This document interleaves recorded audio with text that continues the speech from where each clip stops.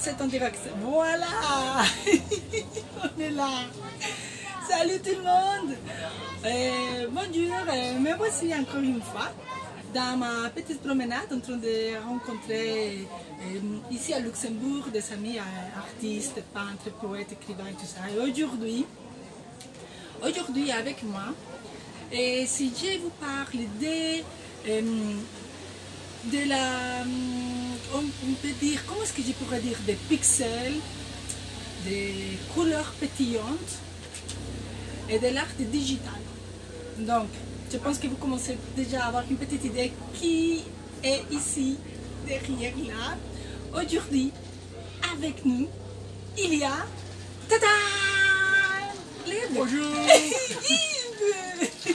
Yves Gérard est avec nous. Ouh.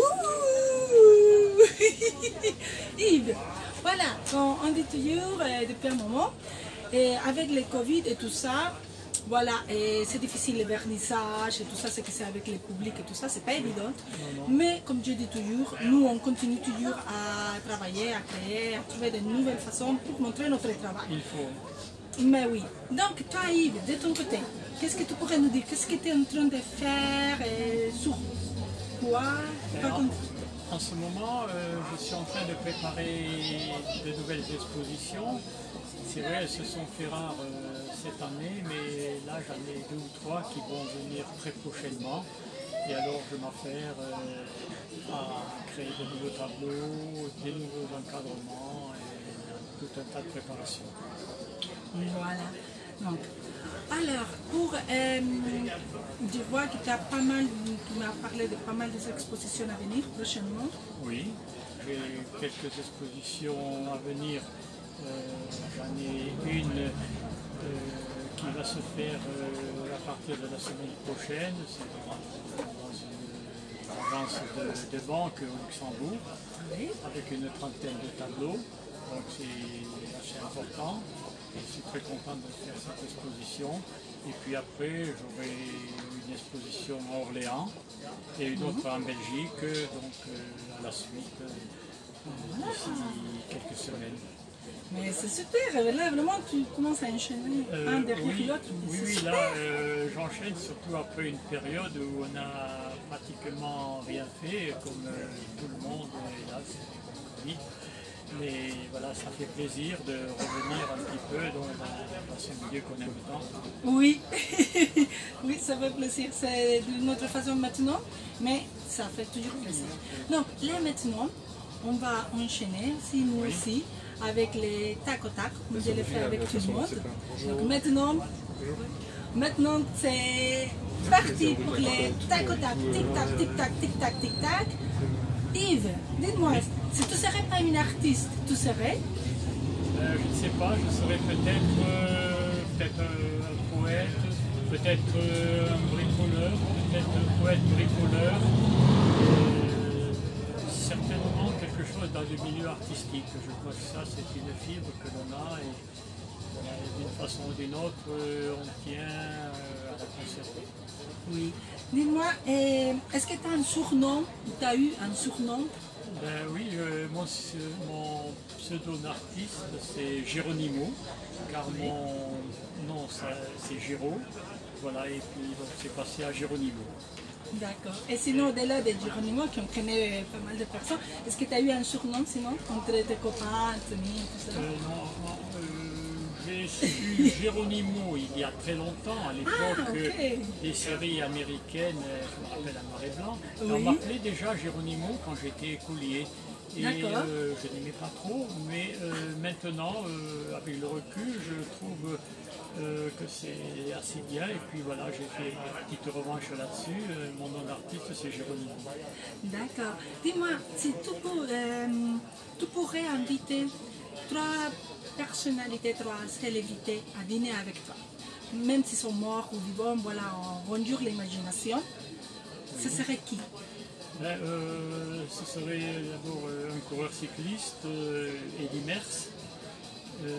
Ce serait certainement une personne très connue comme Mahatma Gandhi.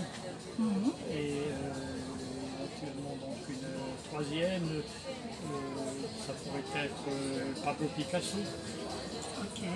Dis-moi, c'était quand la première fois que tu as montré ton travail artistique au public?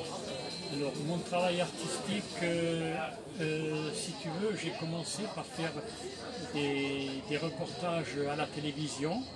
Les premiers reportages ont paru dans ICOM à l'époque, donc dans les années 85-86.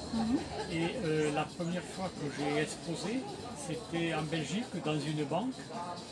J'ai exposé mes miniatures, mes records Guinness.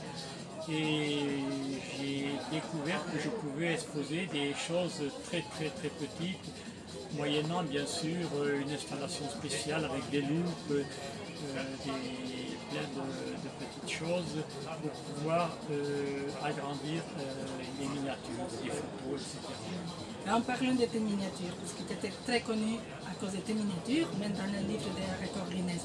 Si maintenant on te fait choisir entre miniature et grand format, alors maintenant je choisirai sans exception grand format parce que les miniatures c'était disons un rêve de jeunesse, je l'ai réalisé, mais maintenant je suis tourné plus vers l'art qui est donc où on peut vraiment s'exalter, essayer de rechercher plein de choses, alors que la miniature c'est plutôt statique, c'est un art un peu particulier. Mais sans hésiter, je continuerai à faire ce que je fais en ce moment. Dis-moi, quelles sont tes couleurs préférées? Alors mes couleurs préférées, comme ça, tout de go, bon, ça pourrait être l'orange, le rouge, le jaune, c'est-à-dire les couleurs chaudes, mais j'adore également les autres couleurs. J'adore par exemple le vert et le bleu qui pour moi vont très bien ensemble. Il y a toute une palette de couleurs. Ça dépend, je n'ai pas de préférence au départ, mais suivant l'arrangement, on peut faire des choses, des découvertes absolument formidables avec des couleurs. D'accord. Dis-moi, est-ce que tu as une citation, une phrase préférée que tu l'utilises assez souvent ou ça te revient toujours à l'esprit? Oui, il y a quelques phrases. Je ne sais pas exactement mot par mot, mais c'est la phrase qui dit l'échec n'est rien, l'essentiel c'est d'avoir essayé. Oui, ça c'est vrai.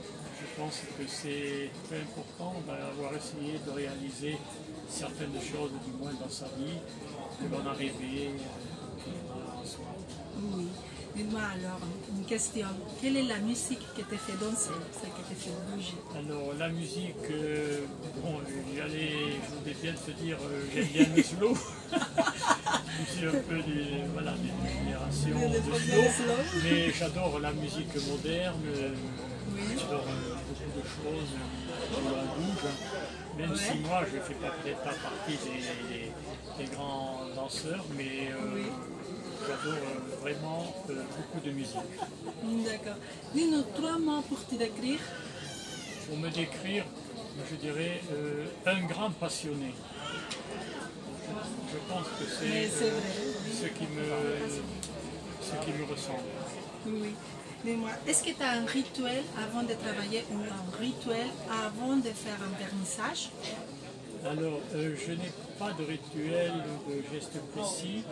Une chose que je fais en général, je visualise tous les détails, tous mes tableaux, toutes les étiquettes.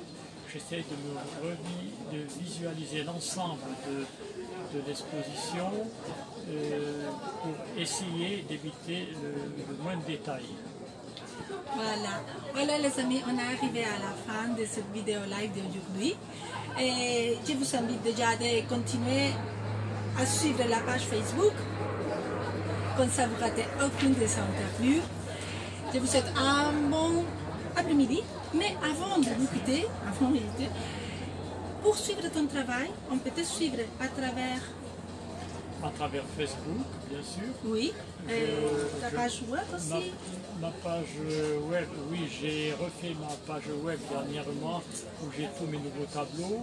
Voilà. J'ai également toutes les photos et toute la description de mes records Guinness. Et puis à une époque de ma vie, j'ai fait des copies de maîtres, Van Gogh, Gauguin, Oui. Rouault, Très etc. réussi. Très réussi. Et ça, c'était une de mes grandes passions également avec la miniature. Oui. Donc voilà, toutes ces infos pour suivre le travail artistique d'Yves, vous allez les retrouver avec la vidéo qui après dans quelques jours ça sera postée, avec toutes les infos pour suivre son travail à lui et aussi le travail de tous les autres artistes qui sont en train de participer dans cette série de petites vidéos live.